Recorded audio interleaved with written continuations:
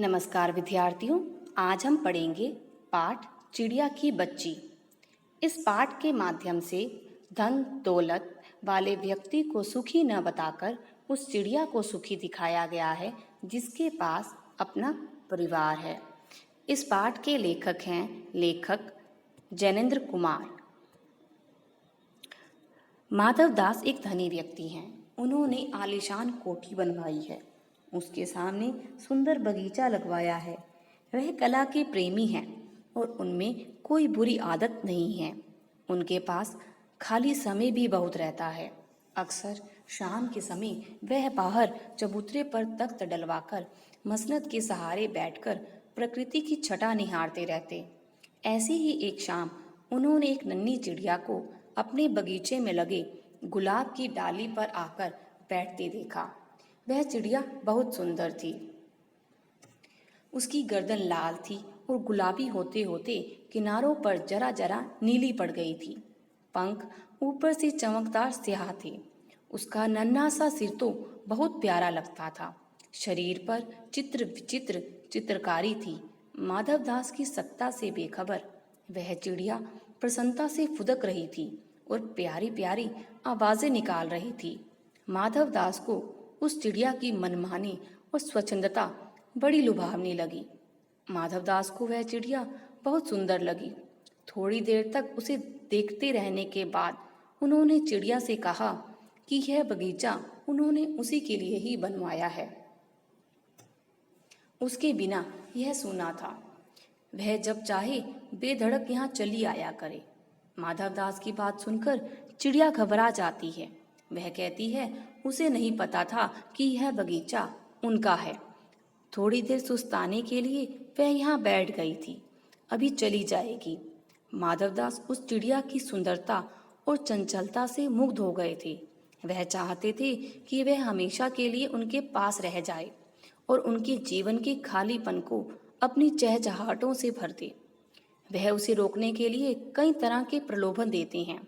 वह कहते हैं कि उसकी हर इच्छा पूरी करेंगे, उसके लिए सोने का घर बनवा देंगे, उसमें उसके लिए मोतियों की झालर लगवाएंगे, उसके सुख की सारी व्यवस्था करेंगे। माधवदास कहते हैं उनके पास सब कुछ है। चिड़िया जो मांगेगी वह उसे दे सकते हैं, बस वह उन्हें खुश कर दे। माधवदास उन्हें सोने का महत्व बताते हैं और कहते हैं उसके लिए सोने का घर बनवाएंगे और सोने की कटोरी में ही उसे खाना पीना देंगे। वह उसे प्रसन्न रखने का वादा भी करते हैं। माधवदास के प्रलोभनों से भयभीत चिड़िया किसी भी तरह वहां रुकने को तैयार नहीं होती। उसे लगता है जैसे वहां जाकर उसने बहुत बड़ी गलती कर दी है। माधवदास उसे रोकने के तरह तरह के लालच देते हैं, परंतु वह नहीं मानती। वह कहती है माँ से अच्छी कोई चीज नहीं लगती है। उसके पास माँ का बनाया हुआ घोंसला है, खाना है। वह अपनी माँ के पास लौट जाना चाहती है। उसकी माँ उसकी राह देख रही होगी।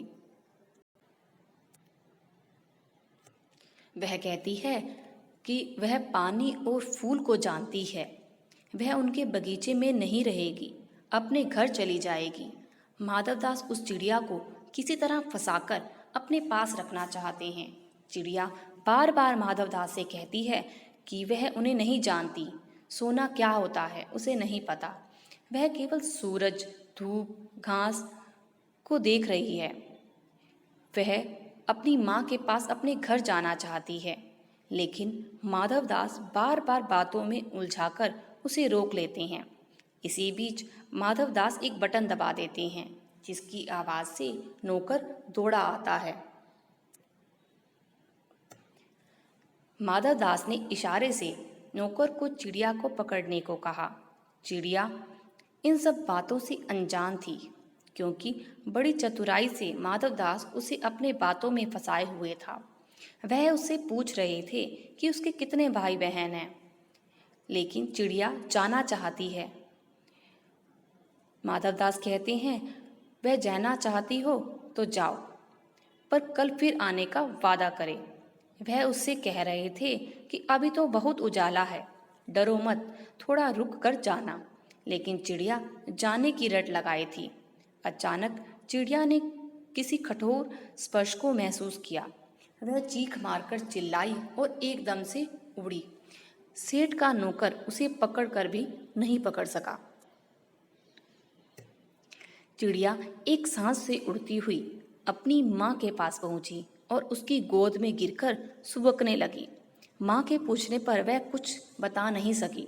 बड़ी देर तक चिड़िया की माँ उसे ढांढस बंधाती रही और वह माँ की छाती से चिपककर सो गई, ऐसे जैसे कभी पलक खोलेगी ही नहीं, क्योंकि चिड़िया बहुत ही डर गई थी। शब्दार्थ: महामान्य, आदर के योग्य, आदरणीय या महान व्यक्ति। संगमरमर, एक तरह का चिकना और चमकदार सफेद पत्थर। स्वच्छंदता, स्वतंत्रता, आज़ादी। सुहावना, आकर्षक, सुंदर।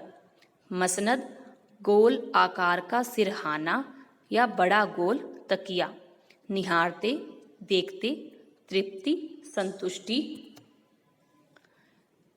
विनोद, चर्चा, हंसी मजाक या मनोरंजक बातचीत। संध्या, शाम, उजेला, प्रकाश या रोशनी। चौकन्ना, सतर्क होना, बाट देखना, इंतजार करना। सुबकना, हिचकी लेकर रोना, स्याह, काले। प्रश्न 1. किन बातों से ज्ञात होता है कि माधवदास का जीवन संपन्नता से भरा था और किन बातों से ज्ञात होता है कि वह सुखी नहीं था? उत्तर: माधवदास अपने नगर का सबसे बड़ा सेठ था। उसके पास धन की कोई कमी ना थी। वह छोटी सी चिड़िया के लिए संसार की सभी खुशियां खरीद सकता था। वह चिड़िया को धन का, सोने का पिंजरा बनवाने का, सोने की कटोरी में खाना पीना देने का कहते हैं। इन बातों से हमें पता चलता है कि माधवदास का जीवन संपन्नता से भरा था। लेकिन इतना सब कुछ होते हुए भी माधवदास के महल व बगीचे में सूनापन सा था। उस कोठी में कोई चहचहाने वाला नहीं था। वह अपना अकेलापन दूर करने के लिए व अपने जीवन में खुशियां लाने के लिए चिड़िया को हर प्रकार की सुख सुविधा देकर अपने पास रखना चाहता था। इससे ज्ञात होता है कि संपन्न होने के बावजूद माधवदास सुखी नहीं थे। प्रश्न 2. माधवदास क्यों बार बार चिड़िया से कहता है कि यह बगीचा तुम्हारा ही है? क्या माधवदास निस्वार्थ मन से ऐसा कह रहा था? स्पष्ट कीजिए। उत्तर: चिड़िया ने माधवदास का मन मोह लिया था। उसे वह बहुत सुंदर व प्यारी लगी। वह चाहता था कि चिड़िया सदा के लिए बगीचे में रह जाए और उसके जीवन का खालीपन दूर हो जाए। इसलिए माधवदास चिड़िया से बार बार कह रहा था कि यह बगीचा तुम्हारा ही है। माधवदास का ऐसा कहना निस्वार्थ मन से नहीं था। वह चिड़िया को महल में पिंजरे में बंद करके रखना चाहता था ताकि अपनी इच्छा से उसकी सुंदरता को निहार सके और उसका चहचहाना सुन सके। इस प्रकार वह अपने स्वार्थ के लिए चिड़िया को तरह तरह के लालच भी देता है। प्रश्न 3. माधवदास के बार बार समझाने पर भी चिड़िया सोने के पिंजरे और सुख सुविधाओं को कोई महत्व नहीं दे रही थी। दूसरी तरफ माधवदास की नज़र में चिड़िया की जिद का कोई तुक ना था। माधवदास और चिड़िया के मनोभावों के अंतर क्या क्या थे? अपने शब्दों में लिखिए। उत्तर: माधवदास बार बार चिड़िया को सोने के पिंजरे व सुख सुविधाओं का लालच देता है, लेकिन चिड़िया इन बातों को कोई महत्व नहीं देती। उसके लिए माँ की गोद सबसे ज़्यादा प्यारी थी। उसे सोने, चांदी, हीरे, मोती की तुलना में स्वतंत्रता और अपनी माँ का स्नेह अधिक प्यारा था। दूसरी तरफ माधवदास की नज़र में चिड़िया की जिद का कोई तुक न था। वे तो केवल अपने बगीचे की शोभा बढ़ाने हेतु उस चिड़िया को पकड़ना चाहते थे। वे उसे सोने के पिंजरे व अन्य सामानों का लालच भी देते हैं, लेकिन चिड़िया के लिए सब चीजें कोई महत्व नहीं रखती। इस प्रकार माधवदास और चिड़िया दोनों के मनोभाव एक दूसरे से विपरीत थे। प्रश्न 4। कहानी के अंत में नन्ही चिड़िया का सेठ के नौकर के पंजे से भाग निकलने की बात पढ़कर तुम्हें कैसा लगा? 40 या 50 या इससे कुछ अधिक शब्दों में अपनी प्रतिक्रिया लिखें। उत्तर। कहानी के अंत में नन्ही चिड़िया का सेठ के नौकर के पंजे से भाग निकलने की बात पढ़कर मुझे बहुत अधिक खुशी हुई। आज़ादी सभी को प्रिय होती है।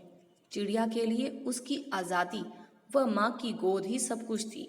यदि माधवदास चिड़िया को पकड़वाने में सफल हो जाता तो सेठ उसे पिंजरे में बंद कर देता। चिड़िया का शेष जीवन कैदी के रूप में व्यतीत होता। उसकी आज़ादी समाप्त हो जाती। उसका परिवार उससे बिछड़ जाता। उसकी स्वच्छंदता व हंसी खुशी समाप्त हो जाती। प्रश्न 5। माँ मेरी बाट देखती होगी। नन्ही चिड़िया बार बार इसी बात को कहती है। आप अपने अनुभव के आधार पर बताइए कि हमारी जिंदगी में माँ का क्या महत्व है। उत्तर। ऐसा कहा जाता है कि भगवान हर किसी के साथ नहीं रह सकता, इसलिए उसने माँ को बनाया है। माँ का हमारे जीवन में महत्वपूर्ण स्थान है। माँ हमें जन्म देती है, हमारा पालन पोषण करती है, हर सुख दुख में सदैव अपने बच्चे के साथ रहती है, अपने बच्चों पर कोई मुसीबत नहीं आने देती। वह जीवन के हर मोड़ पर अपने बच्चों की ढाल बनकर रहती है। बच्चा माँ की गोद में ही सबसे अधिक सुरक्षित महसूस करता है। माँ ही बच्चे की पहली दोस्त और अध्यापिका भी होती है। पशु पक्षी हो या मनुष्य, सभी के लिए ही माँ का बहुत अधिक महत्व होता है। प्रश्न 6। इस कहानी का कोई और शीर्षक देना हो तो आप क्या देना चाहेंगे और क्यों? उत्तर। इस कहानी के लिए हम अन्य शीर्षक सच्चा सुख या नन्ही चिड़िया दे सकते हैं, क्योंकि यहाँ पर जीवन में सच्चा सुख क्या होता है वह एक छोटी सी चिड़िया के माध्यम से बताया गया।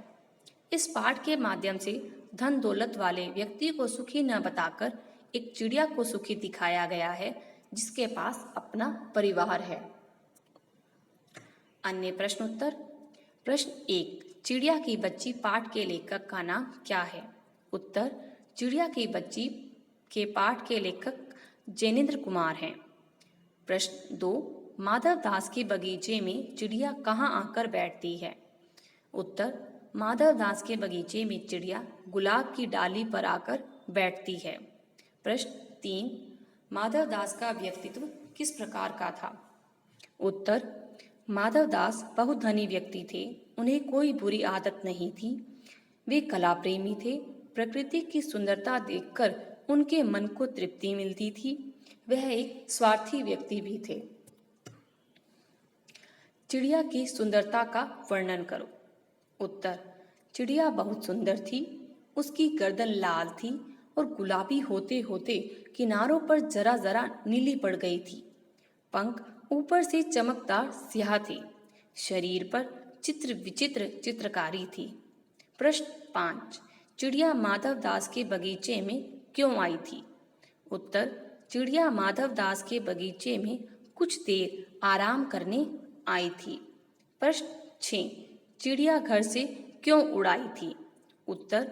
सूरज की धूप खाने और हवा से खेलने और फूलों से बात करने के लिए चिड़िया घर से उड़ आई थी। धन्यवाद।